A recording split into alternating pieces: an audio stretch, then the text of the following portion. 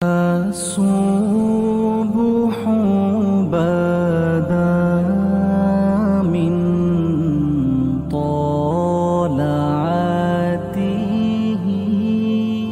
نبی رحمت صلی اللہ تعالیٰ علیہ وسلم نے مولا علی شیر خدا اور حضرت عمر فاروق بندے بھی حضور نے وہ چنے جو سرخیل ہیں دونوں. مولا علی فاروق اعظم امیر المومنین دونوں کو بلایا اور بلا کے فرمایا یہ میرا جبہ لے جاؤ اور میرے بعد میرے وصال کے بعد وہاں جانا کرن میں تمہیں اویس ملے گا، اسے میرا جبہ دینا. اور دیکھو کیا خوبصورتی ہے لفظوں میں. یہ بات ان کی شان کو کہاں سے کہاں لے گئی. محبوب فرمانے لگے اسے کہنا میری امت کی بخشش کی دعا کرے، اسے کہنا میری امت کی بخشش کی. حضرت علی المرتضیٰ کا رتبہ بھی ان سے زیادہ ہے، جناب عمر کا رتبہ بھی.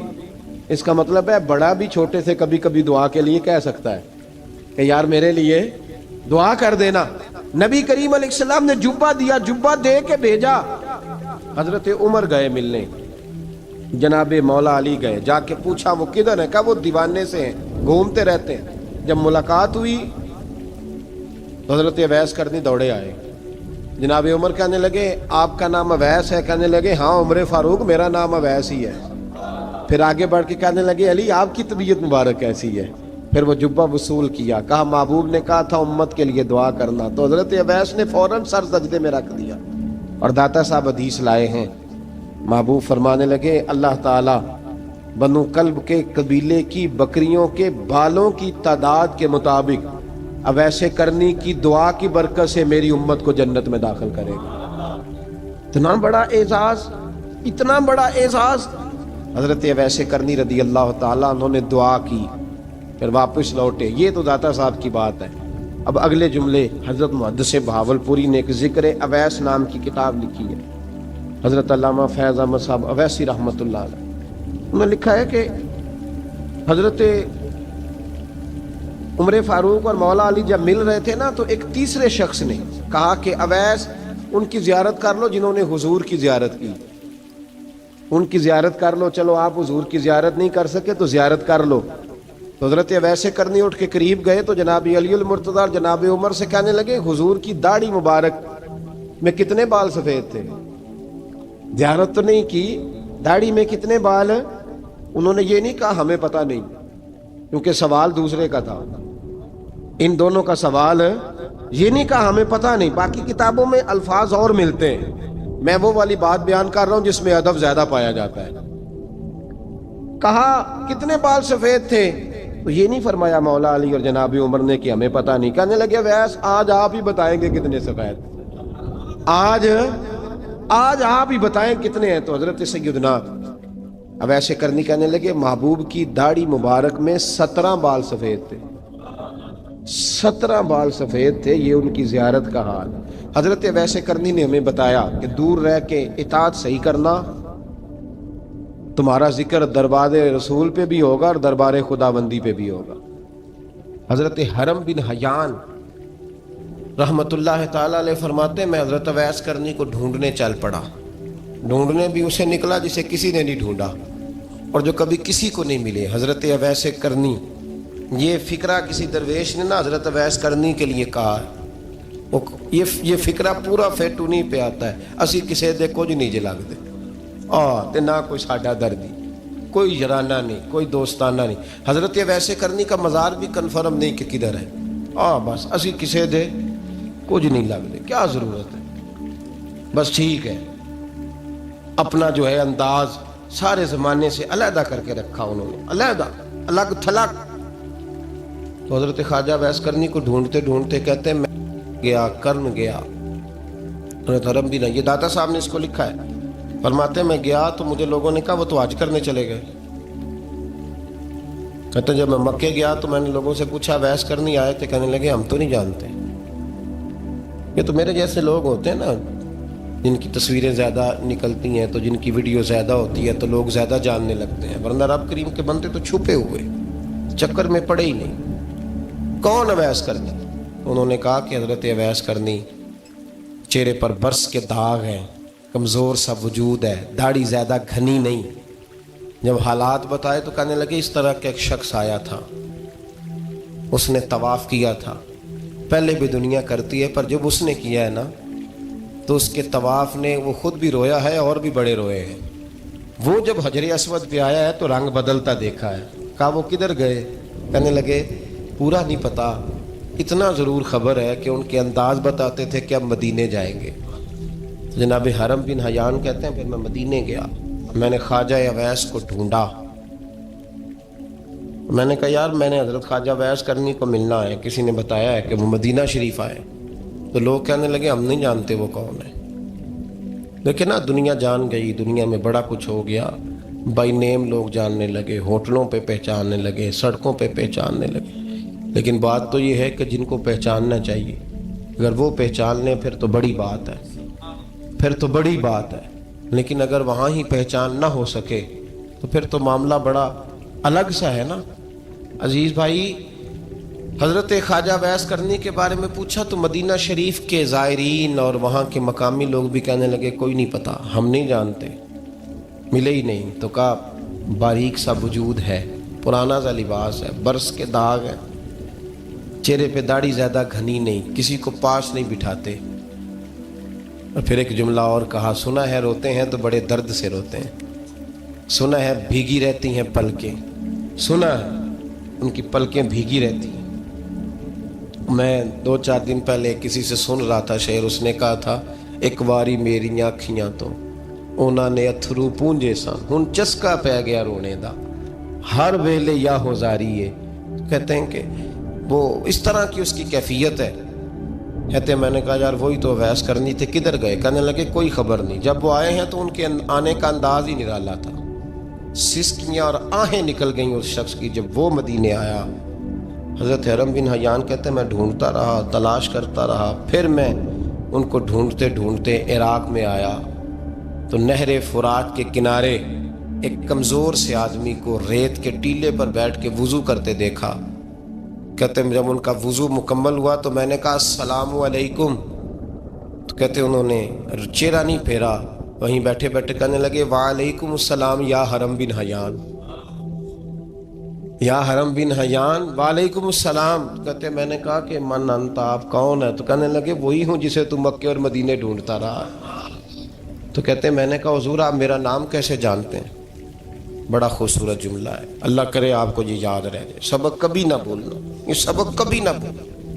بابا صاحب کے مزار پہ گئے تو خالی آ گئے، دادا صاحب گئے تو خالی، ایسے ہی چلے گئے۔ ہم فارغ لوگ تھے، کوئی کام نہیں تھا کہ بابا فرید کی گلیوں میں گھومتے رہے، ہم فارغ تھے کہ 2 بجے حضرت سلطان باہو رحمت اللہ علیہ کی جالیوں کے سامنے کھڑے رہے۔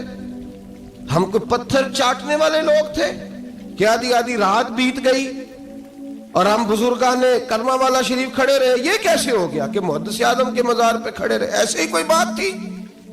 حضرت اویس کرنی بول کر فرمانے لگے، کہنے لگے کیا کہا تو نے کہ میں تجھے کیسے جانتا ہوں؟ فرمانے لگے تو مجھ سے پیار کرتا ہے، عارف تو روحی من روحی کا، میری روح تیری روح کی جاننے والی ہے۔ یہ روحوں کا رشتہ ہے، یہ خطا نہیں جایا کرتا۔ عارف تو روحی من روحی کا، میری روح تیری روح کو جانتی ہے۔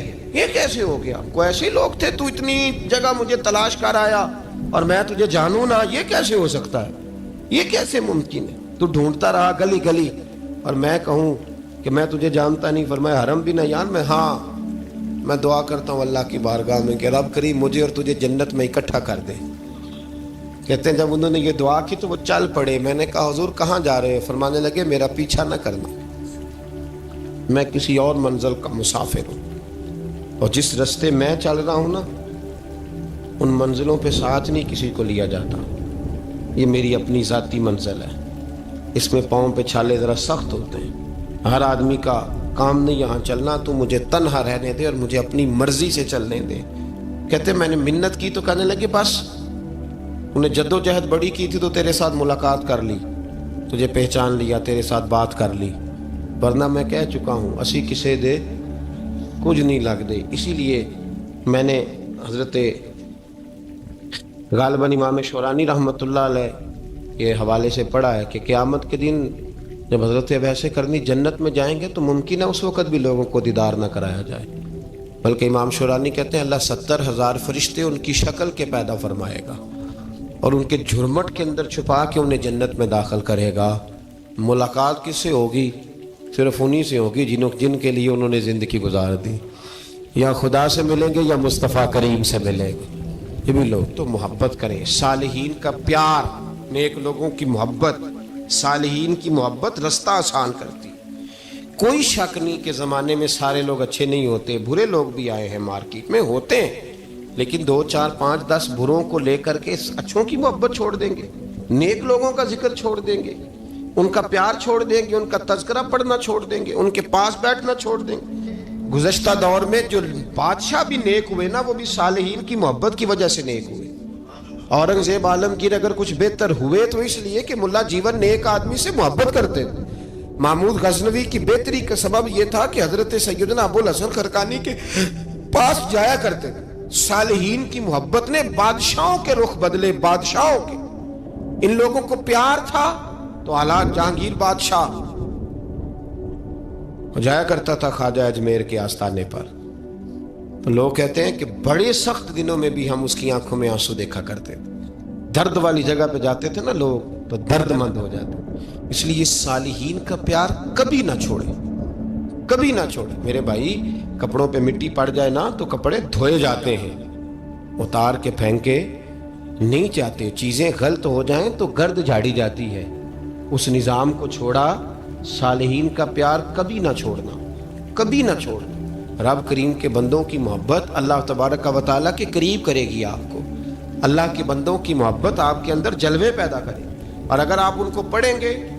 میں جب پاک پتن شریف جاتا ہوں یا کسی مزار پر میں کھڑا ہوتا ہوں نا، تو وہ جو حالات پڑے ہوتے ہیں نا ان بزرگوں کے، وہ سامنے آتے ہیں کہ یہاں خواجہ نظام الدین محبوب الہی تشریف لائے۔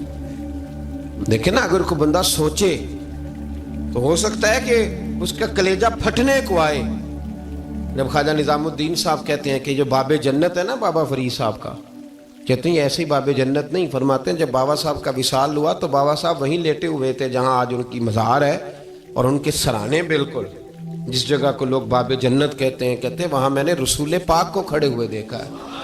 اب کوئی آدمی حضور کی خوشبو محسوس، اس کا ایک ارادہ بن گیا نا کہ یہاں حضور کھڑے تھے، اس پر کیفیت کیا طاری ہوگی، اس پر انداز کیا ہوگا، اس پر وارد کیا ہوگا، وہ کہاں پہنچ جائے گا 1-2 منٹ کے اندر۔